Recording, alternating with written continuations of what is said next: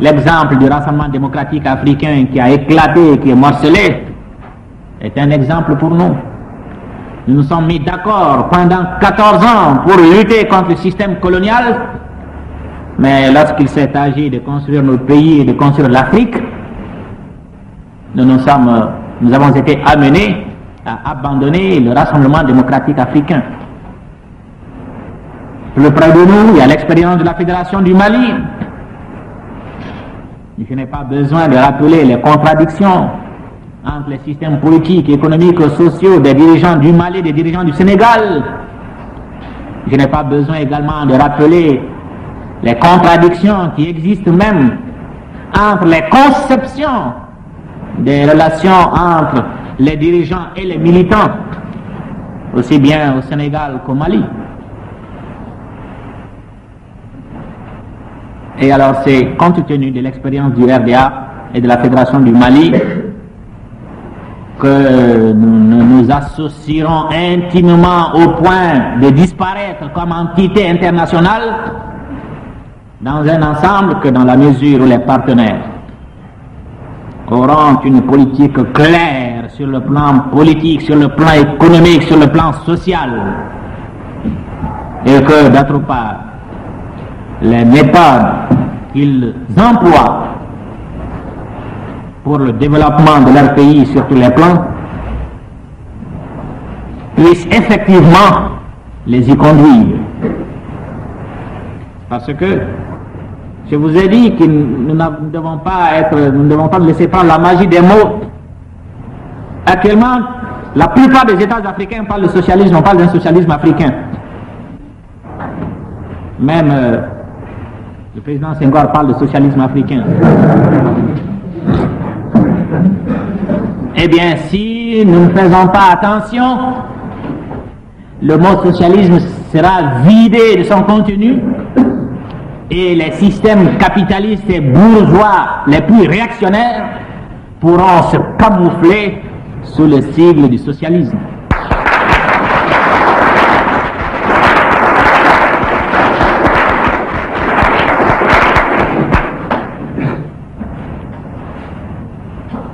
Alors, donc le Mali est d'accord pour la coopération avec tous les États africains. Le Mali est décidé à disparaître comme État de souveraineté internationale pour s'intégrer dans un ensemble. Mais il faut qu'il y ait une identité de vue, une identité dans la définition des moyens et une identité de vue dans l'utilisation des moyens.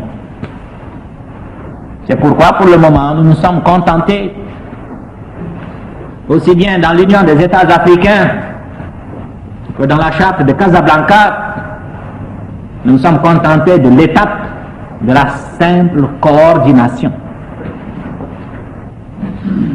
Sur le plan international,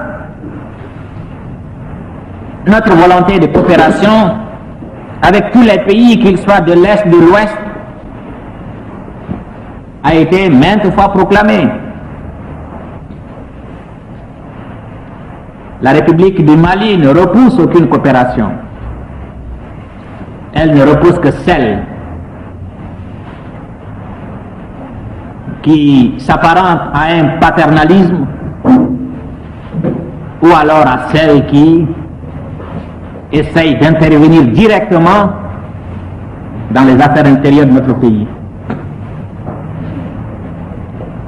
Et la République du Mali, également sur le plan international, a opté pour le neutralisme positif. Oh, je sais que c'est un mot dont on use à l'heure actuelle, même si sur le plan économique et sur le plan politique,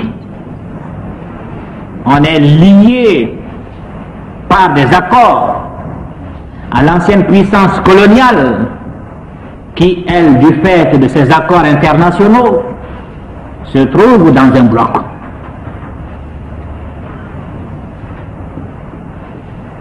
Eh bien, le neutralisme, nous l'avons plusieurs fois défini, et je ne voudrais pas user de votre patience pour vous le rappeler, mais qu'il vous suffit simplement de savoir que c'est une position délicate est difficile à maintenir. Parce qu'on est l'objet de pression incessante. L'on vous dira, vous penchez trop à l'est. On voit partout des techniciens de l'Est. On voit partout des véhicules de l'Est.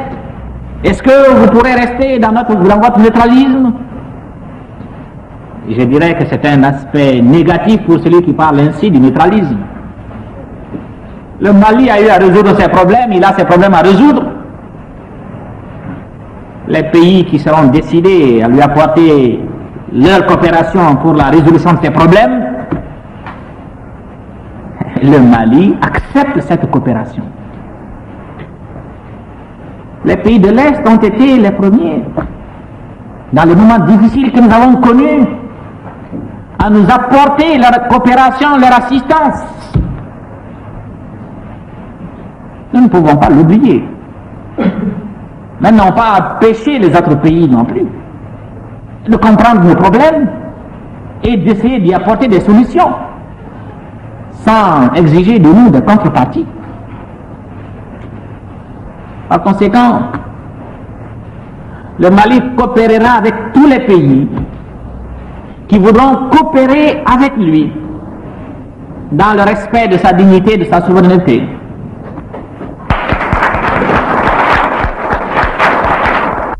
Et nous n'avons pas de complexe de notre sous-développement, parce que notre sous-développement économique, social, culturel n'est que le fait de l'histoire, n'est que le fait d'événements qui s'inscrivent dans l'histoire de tous les peuples, la domination étrangère.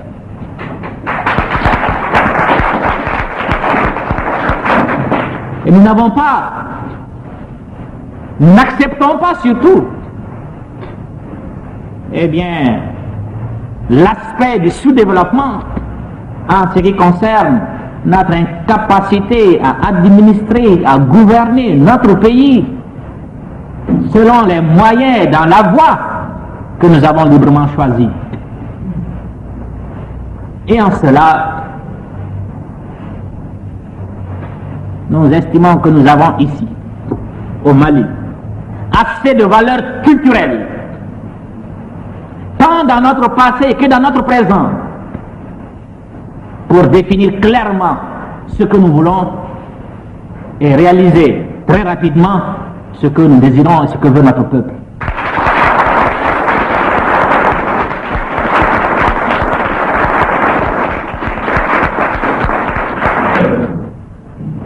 Ceux qui le comprendront ainsi, qui sauront qu'ils ne pourront en aucun moment, même s'ils le tentaient, de noyauter notre peuple, de chercher des alliances probables pour une tentative d'orientation de notre politique dans le sens de leurs désirs, de leurs souhaits, nous aimons d'ores et déjà leur dire qu'ils se font des illusions.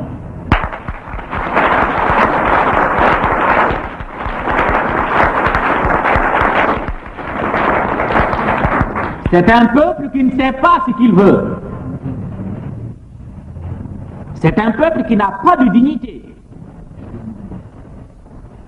C'est un peuple qui n'a pas un passé qui peut répondre de lui, qui accepte d'être noyauté, d'être téléguidé. Tel n'est pas le peuple.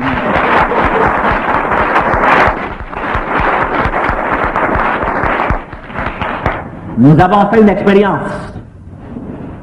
Nous la poursuivrons jusqu'au bout, même si nous devrons, comme je l'ai dit, prendre des mesures intérieures pour mettre au rencard les attardés, les hésitants,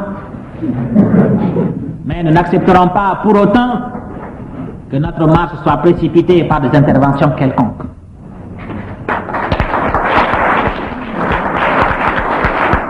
Nous prendrons nos décisions celle que nous aurons nous-mêmes arrêtée, au moment que nous nous aurons choisi, et sous la forme que nous aurons nous-mêmes déterminée. Et c'est pourquoi j'ai dit que la République du Mali sera ferme dans ses positions de neutralisme positif. Mais pour autant, nous demeurons mobilisés auprès des Africains encore sous domination étrangère pour qu'ils puissent se libérer de l'emprise coloniale. Nous sommes mobilisés auprès de tous ceux qui veulent libérer l'homme afin qu'il soit agriculteur, ouvrier, il puisse lui aussi se considérer comme un citoyen à égalité avec ceux qui sont pourvus. Nous sommes également auprès de ceux qui sont engagés dans l'action pour que le monde puisse vivre en paix et que seule soit tolérée la compétition loyale entre les divers systèmes politiques et économiques pour que les peuples puissent se déterminer librement.